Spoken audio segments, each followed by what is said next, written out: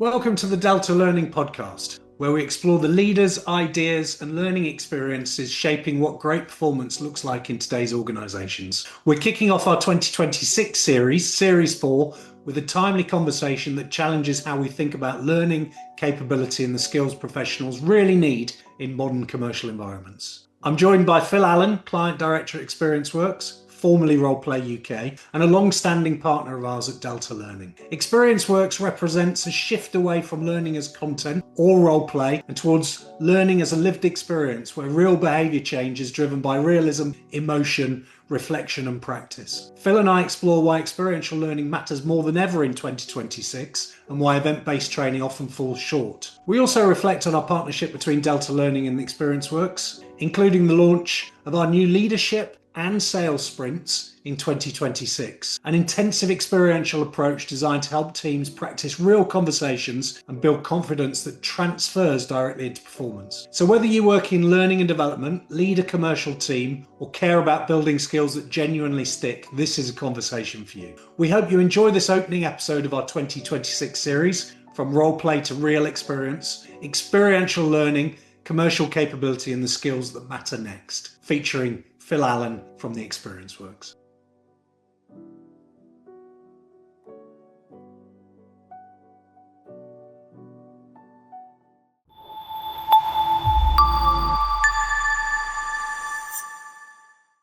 Welcome everyone to our latest podcast. I'm really pleased to have Phil Allen, Client Director at the Experiential, joining me today for a conversation. Phil, I wonder if, just to kick us off, you could introduce yourself and talk to us a little bit about the Experiential. Yes. So, client director of Experience Works, previously with Practice Room Online and also Roleplay UK. Prior to that, I've done a number of things. I'm a business psychologist by background and have done assessment and then lots of consulting in the HR and learning space. And really got into helping managers and leaders to be better. That's what I got my passion out of, which was helping people to be better performers as leaders and managers. And did a stint with Travis Perkins as well as their head of leadership before coming and meeting up with my business partners to start Practice Room and work with Roleplay UK. So that's the journey that I suppose I've taken. Thank you. And you mentioned practice rooms there as well. So help us understand. It's now the Experiential. Previously, it was called Roleplay UK. Practice rooms online, you've also mentioned. How does that all fit together?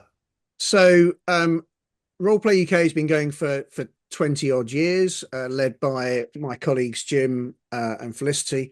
And I'd used them actually when I was at Travis Perkins to provide actors to create experiences in the workplace and found it really, really valuable to do that.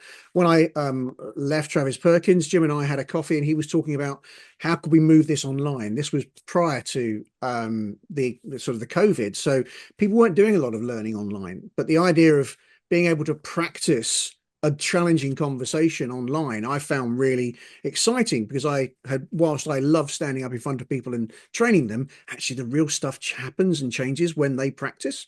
And so I thought this was fantastic. And we created Practice Room Online together as a way of providing that simple service of enabling someone to practice a conversation, whether it be following training or in place of training or just when they need to.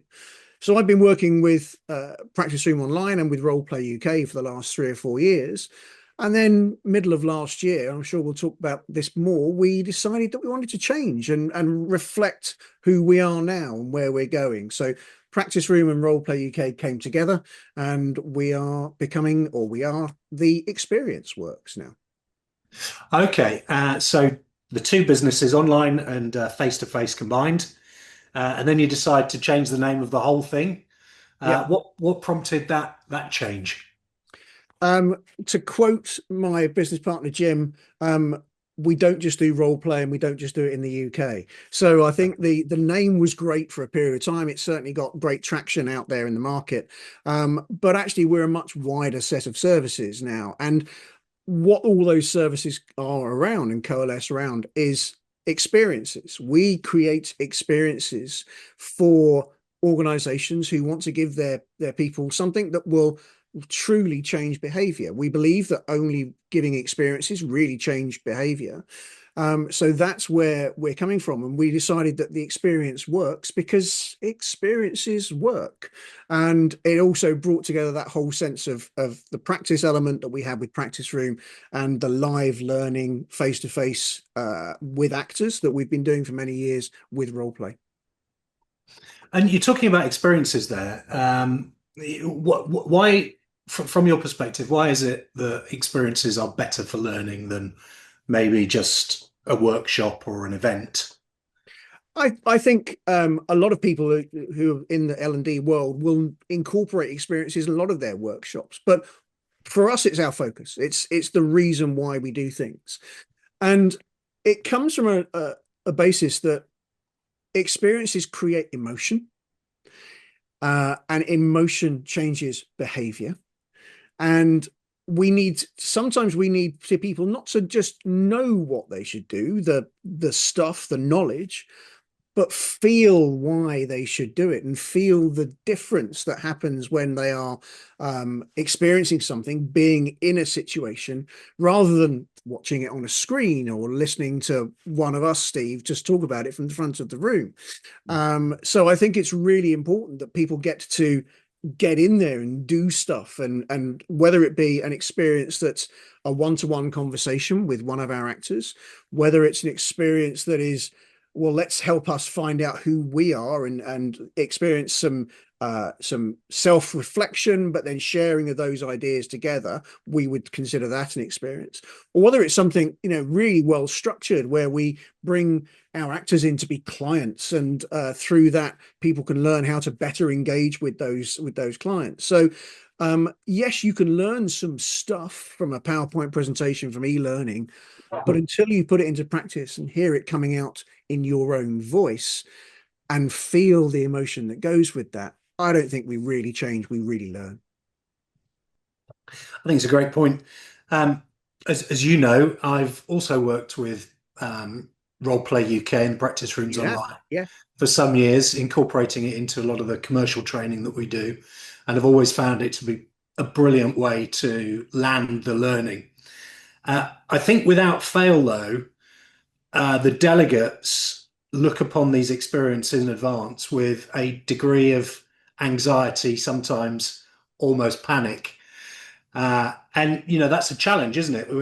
We want them to have this experience. However, their fear of that experience can sometimes hold them back. What's your experience of that? Absolutely. Again, to quote what my business partner Felicity, she would say that role play is sometimes, damaging to people and creates real fear. But the point, to be honest, that's also one of the reasons why we decided that we needed to change the name away from role play, because it does have that sense of fear around it. And I think that the way that time and time again, we hear the same piece of feedback, particularly with regard to the practice room sessions where people are meeting one-to-one with one of our practice coaches, our actors, but also when people know as part of a workshop there's going to be actors in there. The time and time again piece of feedback is, I was really dreading that, or I really wasn't looking forward to that, but oh my God, that was the best bit of the whole thing. That was the most valuable hour that I've actually spent. And I think that sense of trepidation actually isn't a bad thing, because it dials up the emotion a little bit. And as I say, we need that emotion to remember, to have those memory points that will allow us to go back to it. So for me, it's not a bad thing for people to feel like that. However, getting them there can be a challenge.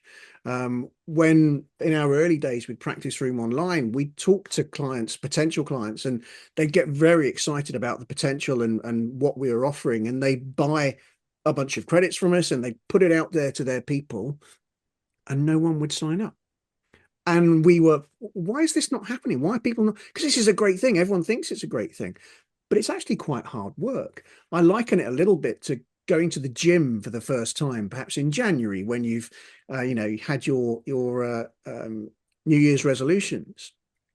The first time can be quite tough thing to get there. But once you've been there, once you've experienced the endorphin rush that you get from having worked out in the gym, going back and going back again is a much easier thing. So we do have to work a little bit harder to get over that thing of getting people onto our programs, but the impact is so much bigger.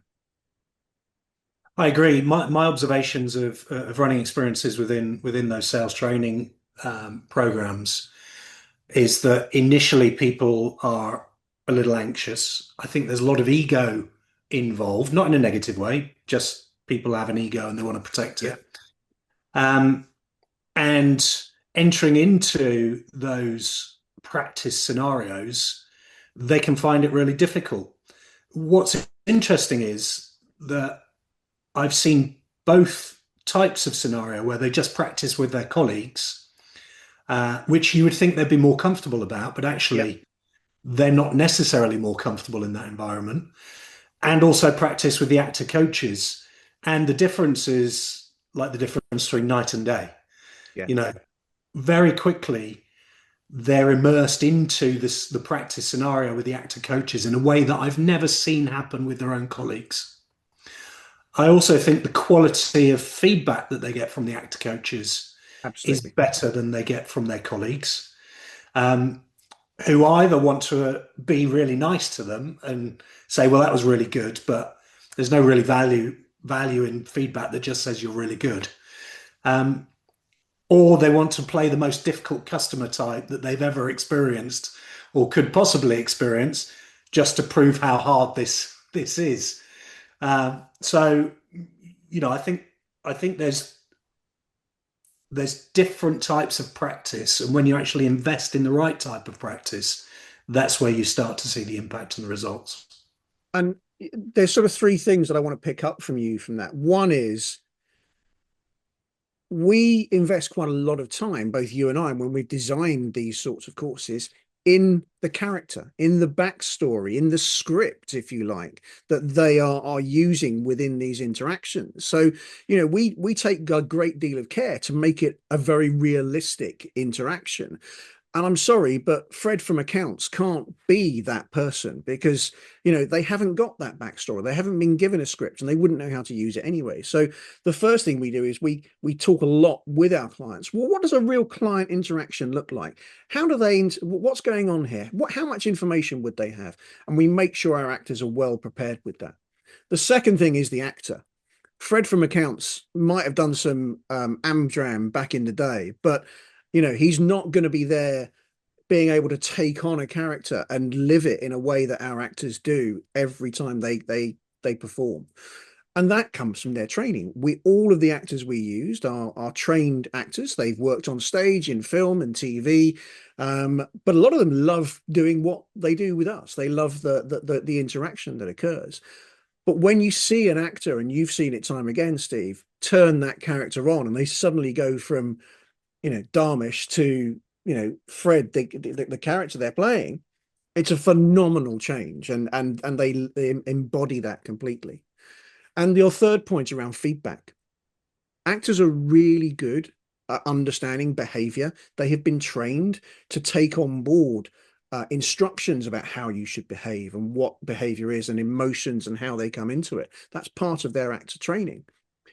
And they have honed that even more in working with us to be able to give feedback that is really clear, really simple, but also they have no skin in the game as far as giving constructive feedback to our clients. They've not got to work with them after that session. Whereas, those guys that are working together, that they're mates, they're in that organization. They don't want to give each other negative feedback. Whereas our people can do that because they have that objectivity and distance.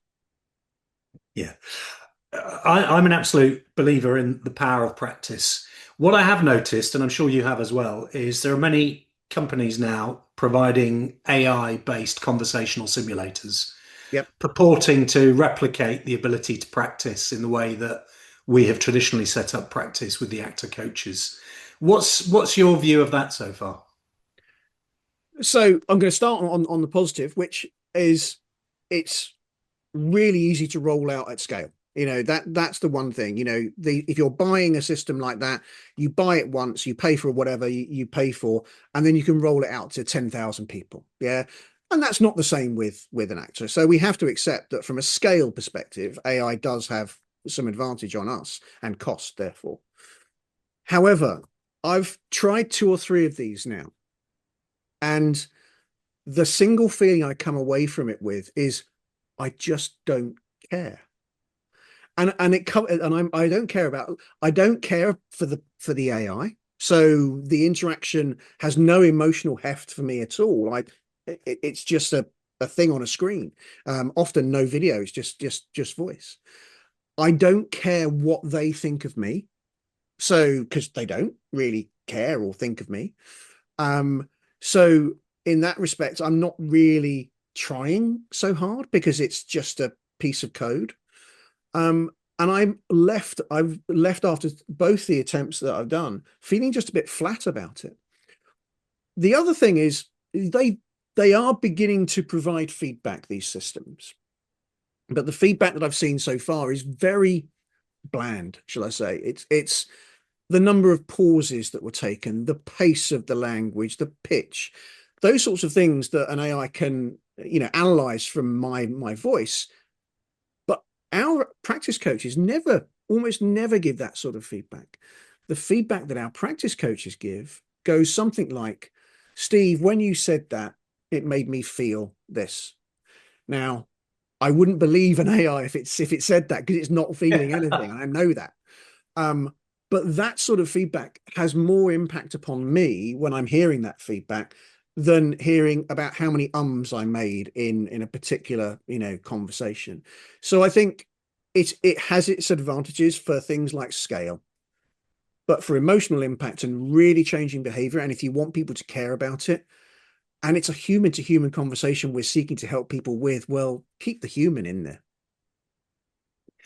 Yeah, I think it's a great point. I've also practiced with a few of these AI simulators and had a similar experience. I mean, what they tend to focus on is, did you use the right keywords or trigger words, the right kind of statements, which have to be pre-mapped.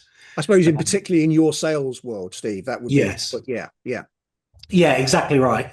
Um, because we've still got everything from scripted sales through to totally unstructured yeah, yeah, sales, and all touch points in between. So what I find is that they are quite formulaic, right? mm, That if you can crack the formula, you're going to get good feedback. yeah, But it doesn't mean that you would replicate that in a customer situation where some of those non-verbal gestures are going to come into account.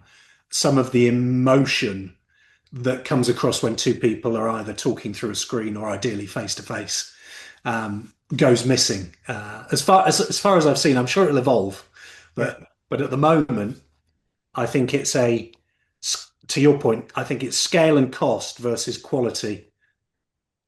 And it's actually, you've made me think of something, which I think, if you can reduce a sales conversation to a script that you need people to go through, Mm. then the AI training works really, really well.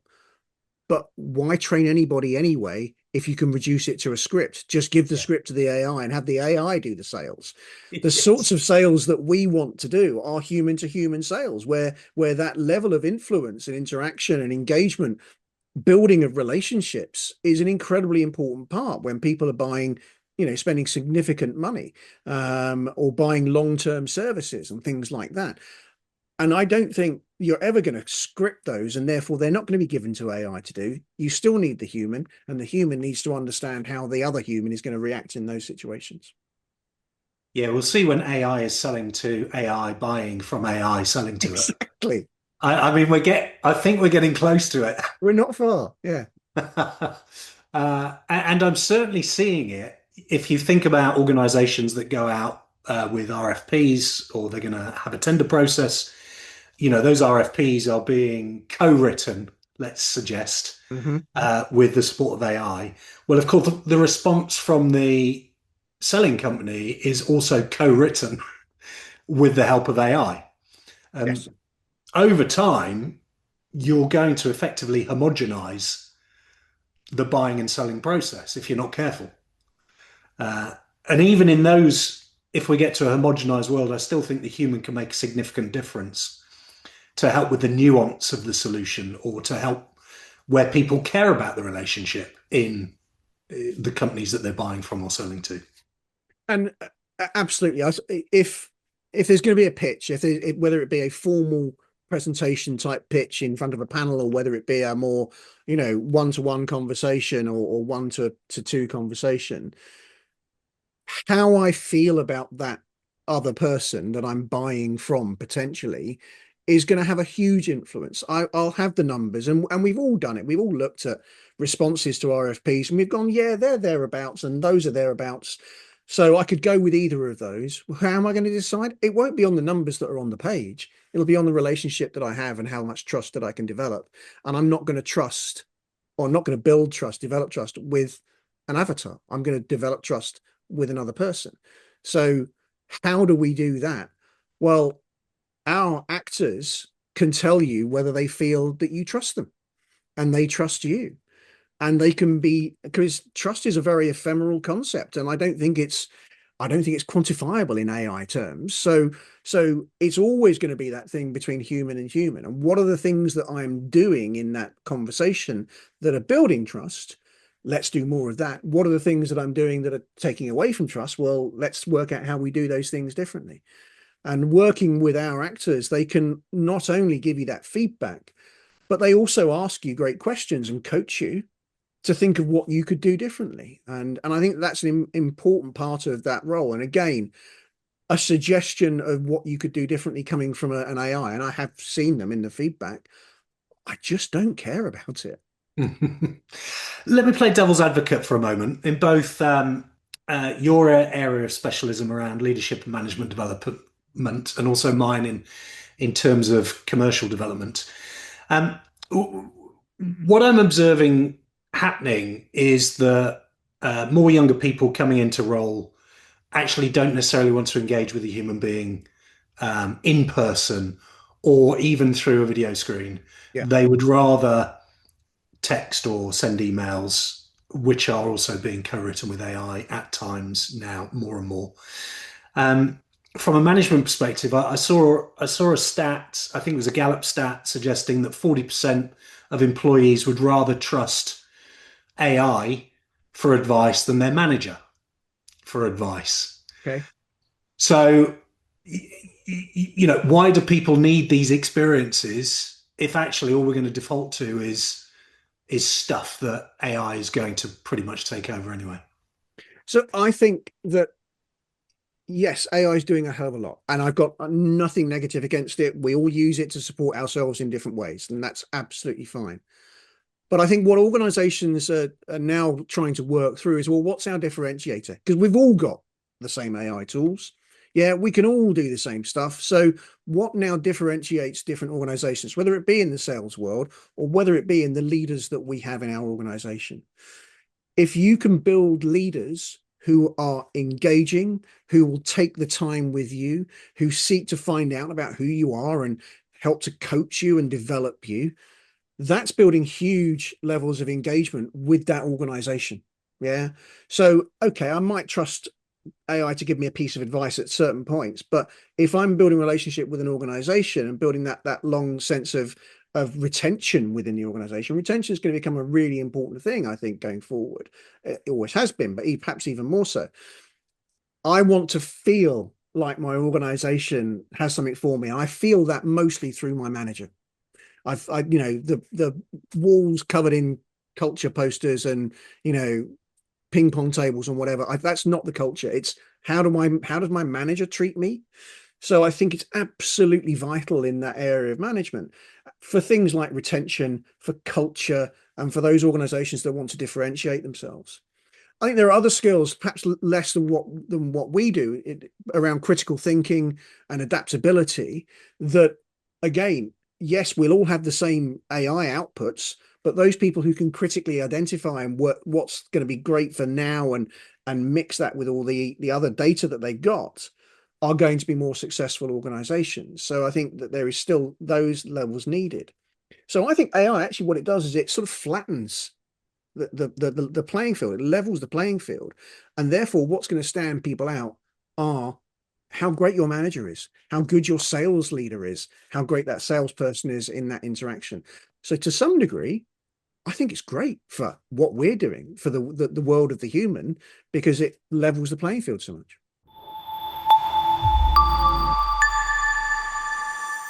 Yeah, it's interesting. I think certainly managers that I've spoken to recently, some of them are trying to find their new place in the organization.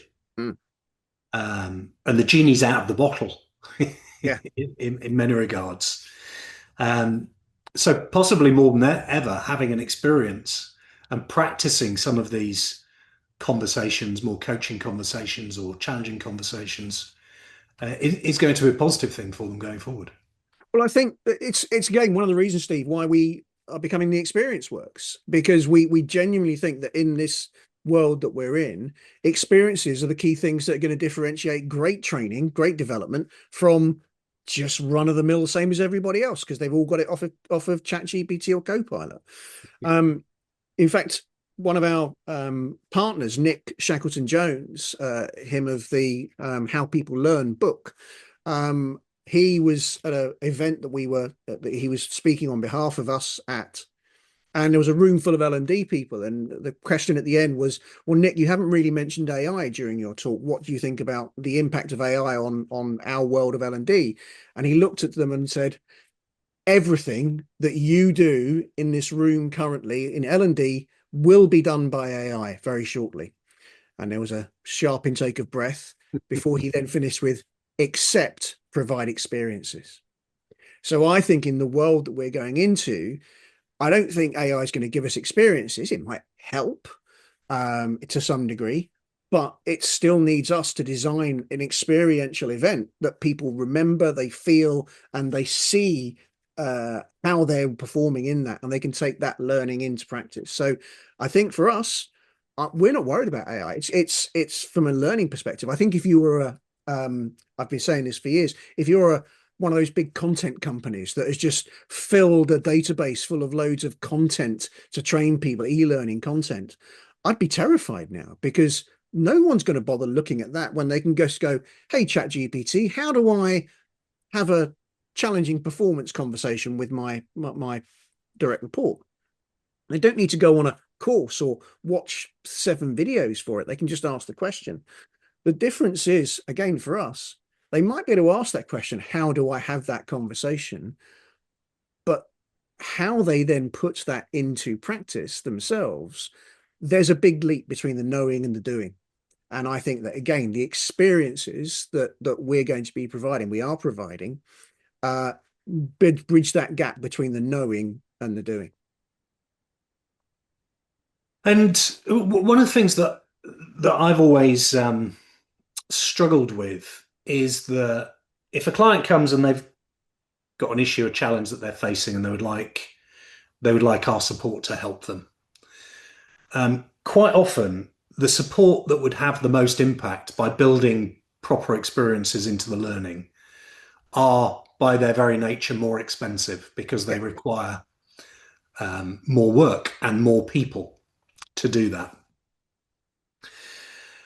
How do you kind of square that circle? That we know what they need is more than what they want Yes. at times. Um, so I think there's a couple of, I mean, just this week, we've just won a lovely piece of work to work with the early careers graduates part of a big engineering organization. And they came to us because in the first instance, they recognized the value of experiential learning. And I put something together which was for their graduates, almost their final event before they sort of go off the program. And there'd be 60 people in a room. And they wanted something that was going to be a big experience that was going to have a real impact on them. So I thought about this, and we're going to create an environment where our actors are going to be clients in the room, networking with these graduates, helping them to think about, how do you have that networking conversation? How do you be curious and find out information that might lead to a future sale and business development. To do that in a room full of 60 people, we need 8 or 10 actors to go in there. Yeah. So it's resource heavy. But during that 2 hours, everybody in that room is going to have 4 or 5 conversations with an actor, being a client, that they will remember, that's going to have a huge impact for them.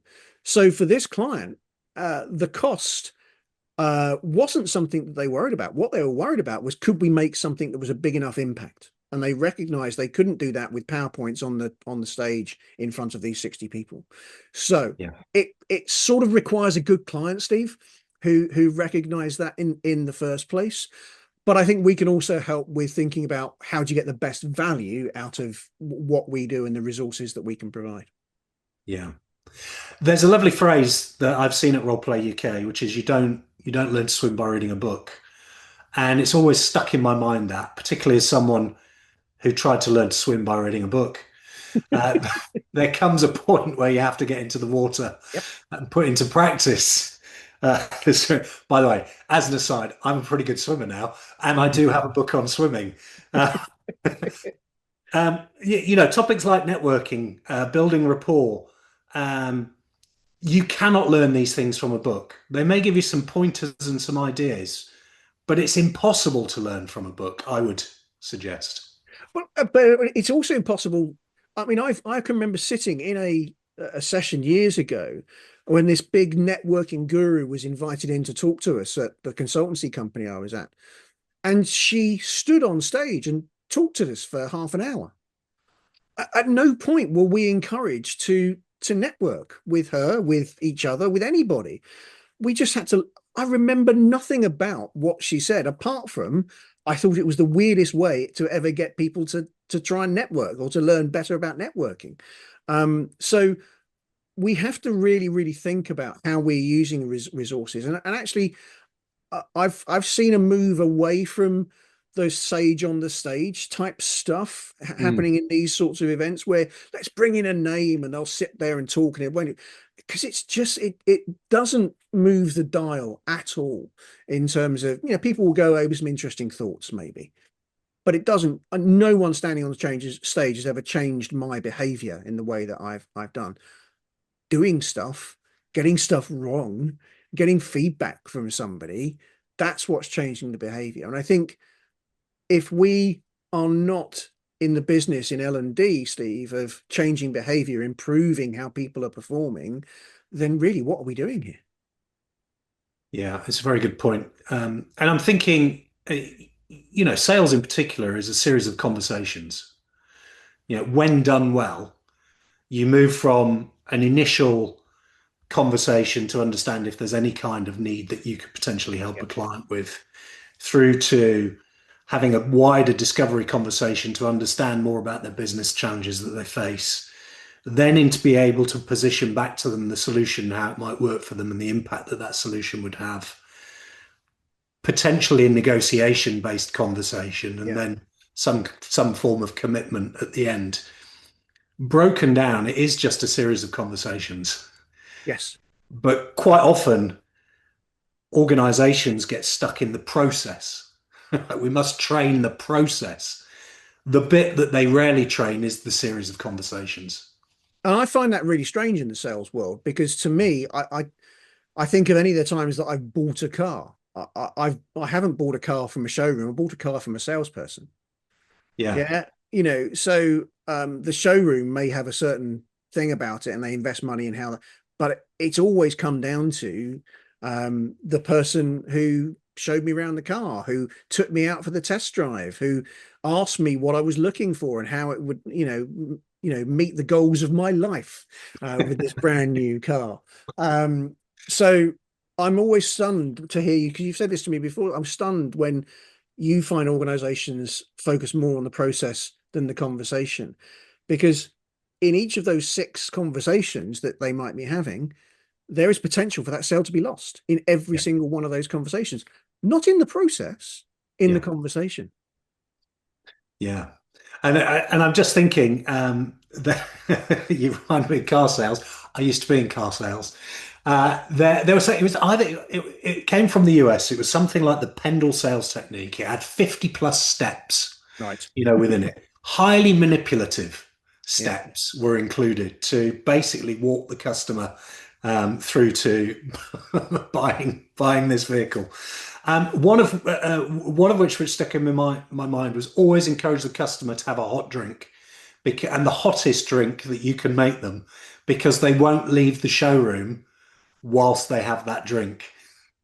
Okay, it's a technique. It's a technique. But if you're then talking to me and annoying me Yeah, whilst I'm drinking my drink because you haven't listened or you haven't understood the things that I'm trying to tell you, or you're pushing me to whatever it is, you can lose that sale whilst I'm drinking my hot drink, just in the way that you're having that conversation.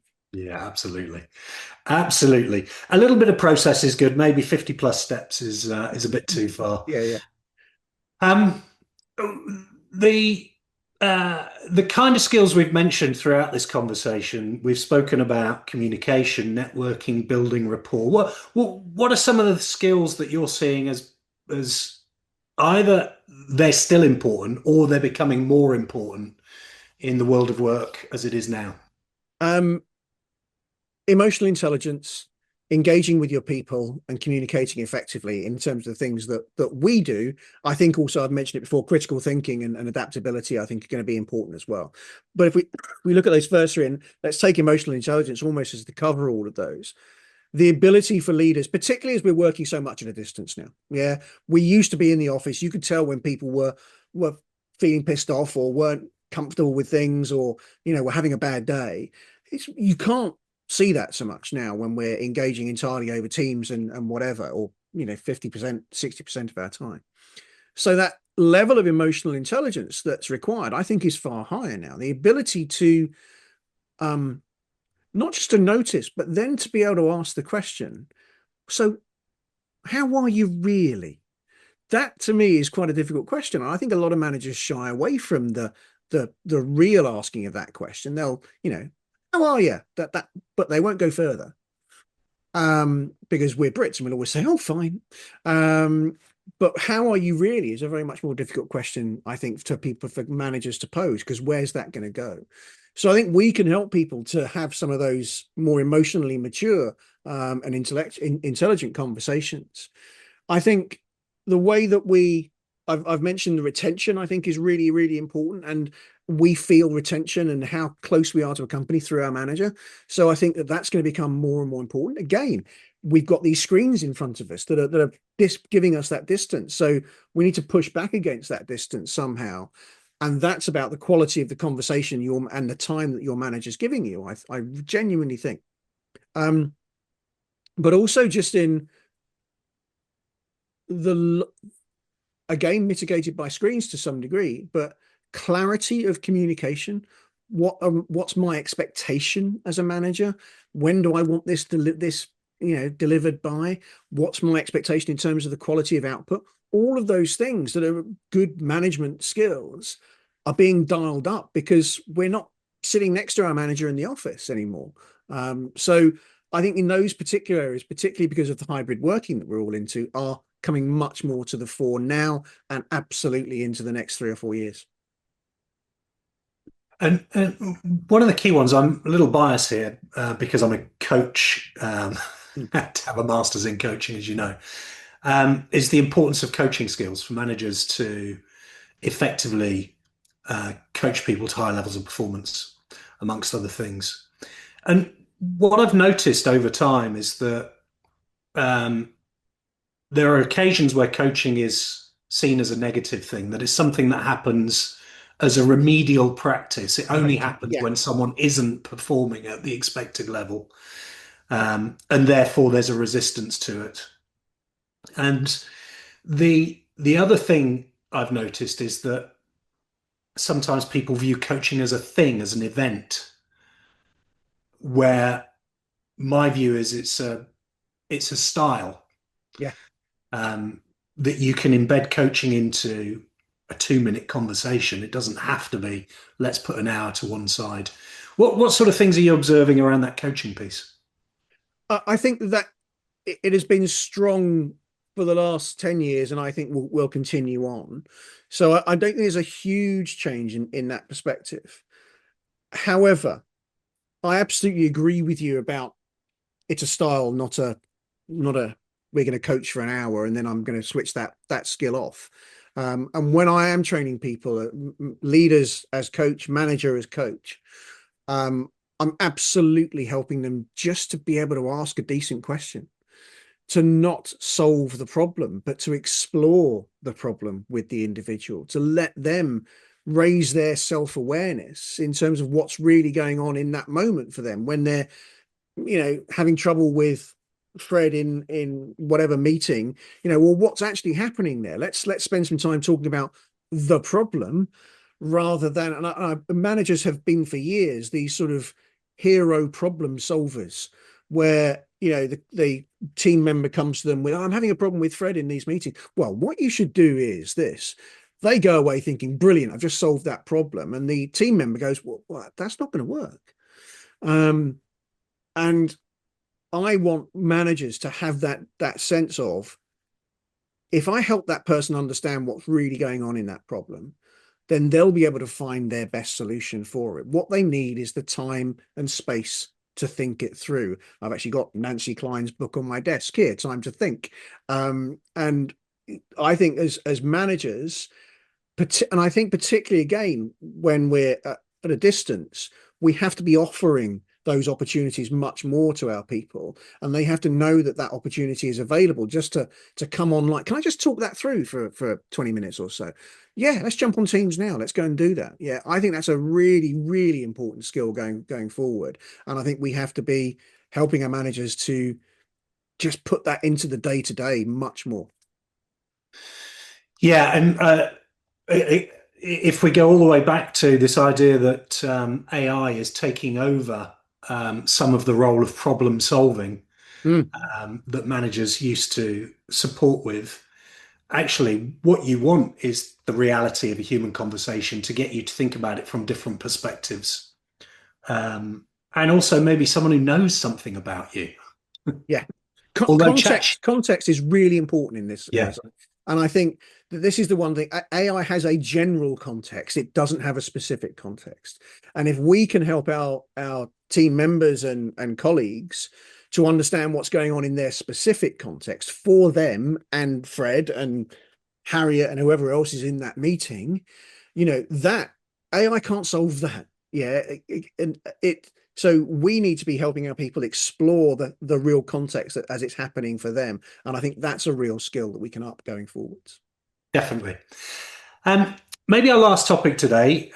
Both you and I are subject matter experts working within the umbrella of the experience works. You on the management leadership development and me on the sales commercial side. I want to share. I want to share with our listeners and viewers a couple of exciting practice-based experiential solutions that we're working on at the moment. Why don't you tell us a little bit about the leadership sprint that you're working on? Sure. So leadership sprint is at its fundamental 6 weeks of short content followed by practice. We've identified the 6 key conversations that make a difference for a new manager, new leader needs to get.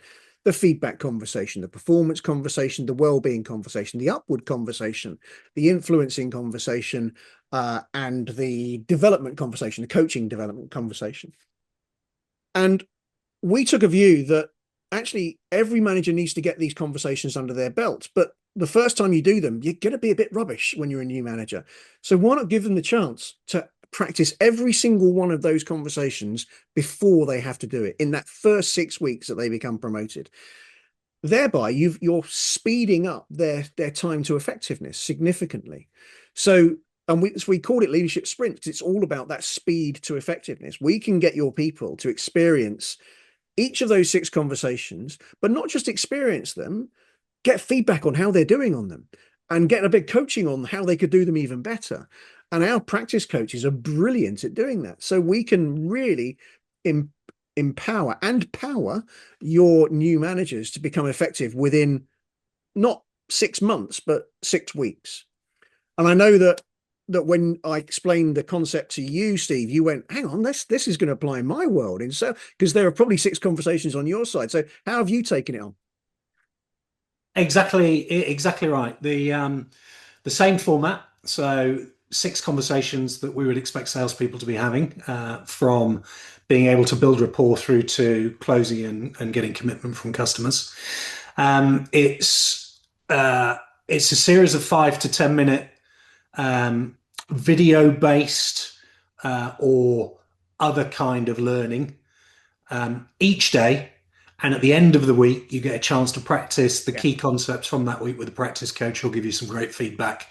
And you can start to build your capability and your confidence through those sales conversations.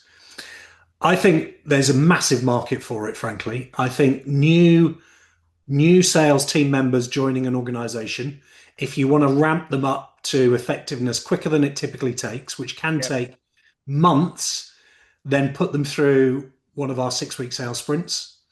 Um, or if your team needs a refresh, you're feeling that a little bit of a refresh, a little bit of practice session might remind them of some of the good habits that help them to be more successful.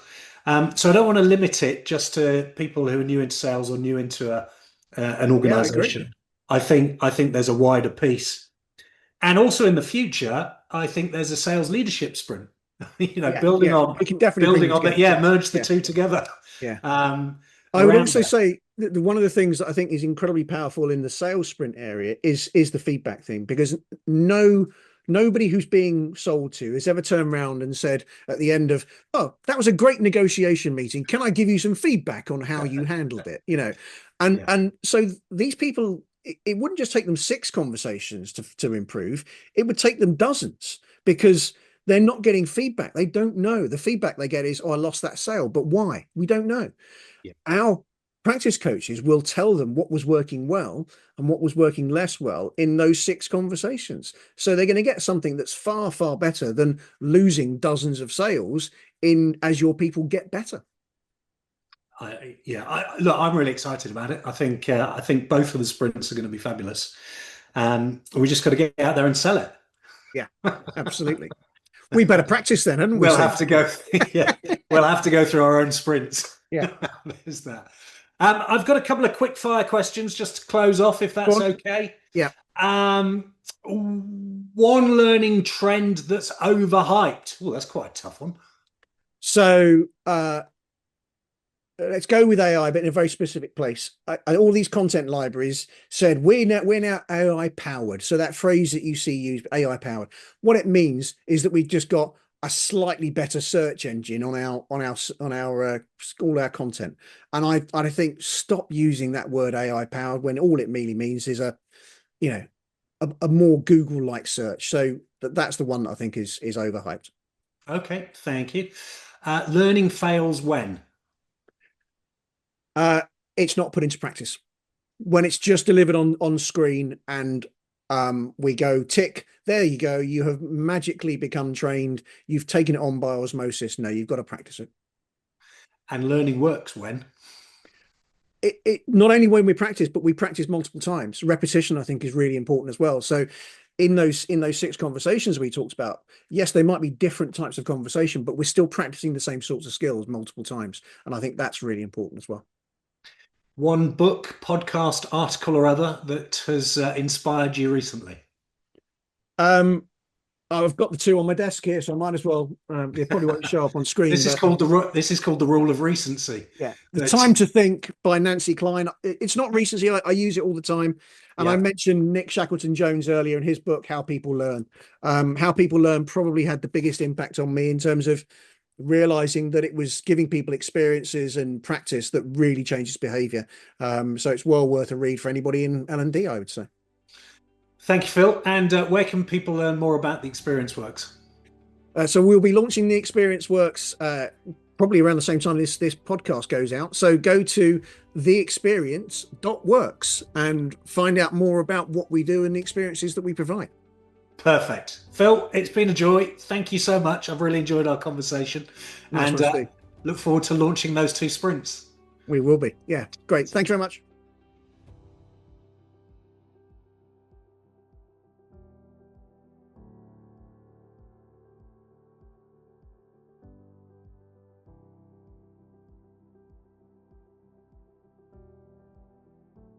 Thanks for tuning into this episode of the Delta Learning Podcast. We hope the insights shared today sparked new ideas and gave you something practical to take back into your role. If you found value in the episode, make sure to subscribe to our YouTube channel so you don't miss future conversations with business owners, sales leaders, and industry experts from across the Delta Learning Network. At Delta Learning, we help organizations build the skills that truly matter in 2026. From account management and business development to negotiation, pitching, and sales training for both salespeople and non-sales professionals. All of our workshops and programs are bespoke, designed to maximize performance and deliver real results for our clients. We also work with actor coaches to create immersive, high-impact training. We run live deal clinics, and in 2026, we're excited to launch our new sales sprints, an intensive practical approach developed in partnership with the Experiential works. To find out how we can support your organization's growth, visit deltalearning.co.uk or email me directly at steve@deltalearning.co.uk. Thanks for listening.